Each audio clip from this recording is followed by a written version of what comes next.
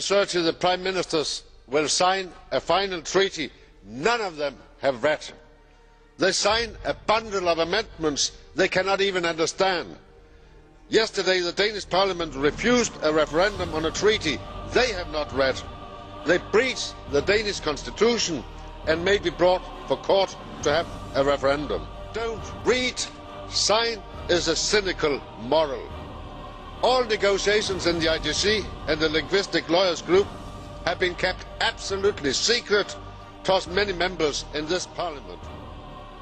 First, they undo 2 referendums rejecting the Constitution. Then they negotiate in secret and keep the content under a new name. The Lisbon Treaty will dissolve the existing EU, establish a new state with joint citizenship, legal personality and all tools of nation states. Most laws will be adopted by civil servants in secret. Democratic deficit will grow. My group proposed to cancel the signature until you have finally read the final text. Thank you, President. Ich möchte als Fraktionsvorsitzender eine Sache diesem Hohen Haus zur Kenntnis bringen. Es ist nicht üblich, aus der Konferenz der Präsidenten zu berichten. Aber Sie sollten sehr wohl wissen, meine Damen und Herren, Kolleginnen und Kollegen, dass der einzige Fraktionsvorsitzende, der in der Konferenz der Präsidenten darum gebeten hat, eingeladen zu werden, um an der feierlichen Unterzeichnung des Vertrages in Lissabon teilnehmen zu dürfen, Herr Bonde war. Ich glaube, das Hohe Haus sollte das wissen. Kein anderer Fraktionsvorsitzender hat darum gebeten. Herr Bonde, der hier so rumschreit, wollte unbedingt dabei sein, wenn es um die Unterzeichnung des Vertrages geht. Also, ich denke, das ist einer der Doppelstandards, mit dem wir hier leben müssen. Und eine andere Bemerkung, die ich machen möchte, ist die: Ich habe als Schüler in einem deutschen Gymnasium gelernt, dass im Reichstag der Weimarer Republik es eine Strategie gab, den politischen Gegner niederzuschreien, und zwar chorweise. Die Fraktion, die das dort eingeführt hat, war die Fraktion von Adolf Hitler. Heute habe ich mich daran erinnert gefühlt. Vielen Dank. Shouting down representatives of Parliament, Commission and Council during the signing ceremony was intolerable and must not be tolerated. It brings the worst of the football stadium into Europe's highest chamber and recalls the actions of the communists in the Russian Diet and the National Socialists in the German Reichstag. My formal request, Madam President, is this. My group demands that in future the Presidency use the powers granted to it under our rules of procedure to evict from the chamber members behaving in that fashion. Aux collègues, ne dramatisez pas trop. S'il y a 50 fous dans une salle, il y en a 700 qui sont contre, et ne faites pas une histoire d'État parce qu'il y a 50 débiles mentaux qui ont dérangé ce qui s'est passé tout à l'heure. Calmons-nous, calmons-nous, et Graham, ne demandons pas la sortie physique. Je crois qu'un Parlement libre est un Parlement qui supporte des fous, même s'ils sont désagréables. I took part in a peaceful manifestation against a celebration of a charter which is part of a constitution where I cannot even get the consolidated texts and see the relevance and the meaning. And you cannot as well. What you are going to sign tomorrow is a treaty none of you have read, simply because it's not possible to read it. You conquer our voting time to celebrate a victory over democracy, and therefore I will not attack my colleagues. But I have to say to Mr. Schulz, I did not take part in crying. I understand it entirely, but we have in Denmark a different tradition. So I was there with my T-shirt calling for a referendum, and I think all of us should call for a referendum. This is the democracy norm you are defending. Thank you. President, mention your speech in which you talked about that took place in Strasbourg in December, and since that time, under Rule 147 of our revered Rules of Procedure, you have called before you 13 members of this Parliament to face disciplinary action. And it seems to me that this has been done on a pretty arbitrary basis. One of the ones that you called, Cathy Sinnott from our group, I doubt has ever shouted at anybody in her life. Another one of the members that you called to appear before the headmaster's study, an Austrian member, was actually in Frankfurt on the day, so he must have one hell of a voice, mustn't he?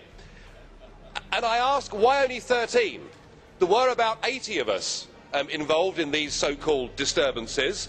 In fact, you named me yourself in the Conference of Presidents as being one of the causes of the trouble. So why am I not being punished? I'm Spartacus.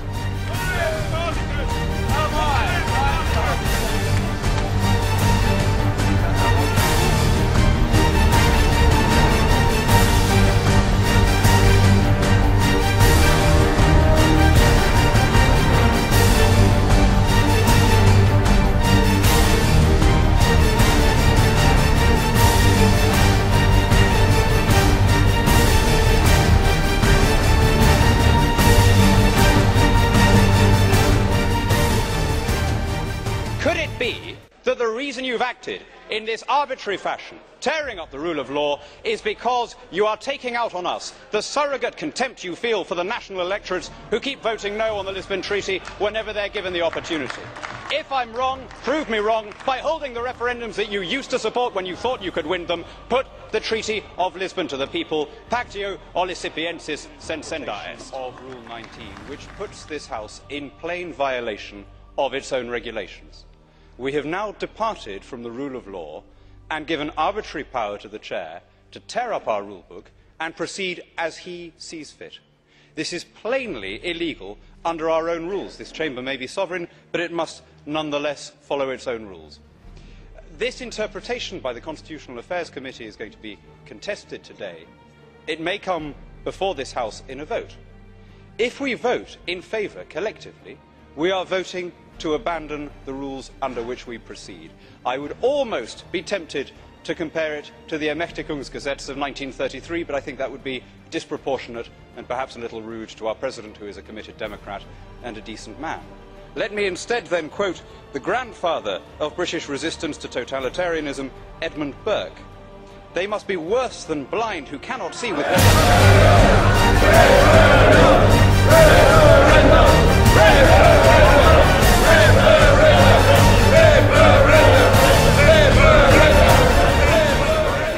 to call this a debate because the Minister didn't tell us any of the substance of the negotiations.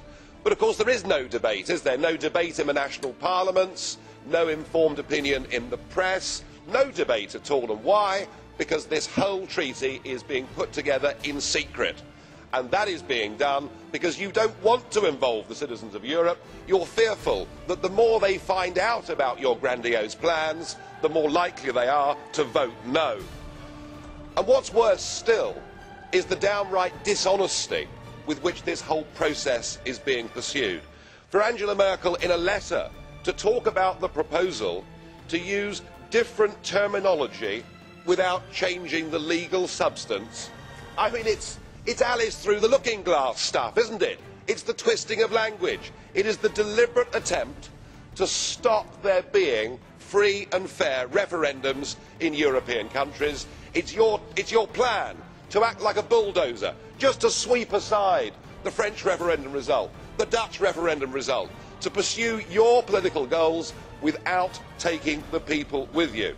Well, I've no doubt you think that you're going to get away with it. But if you're proud of your European project, if you're true Democrats, then you join me in the call for let the people decide their own future, don't foist it upon them. Join me in the call for let the people decide their own future, don't foist it upon them. For let the people decide their own future, don't foist it.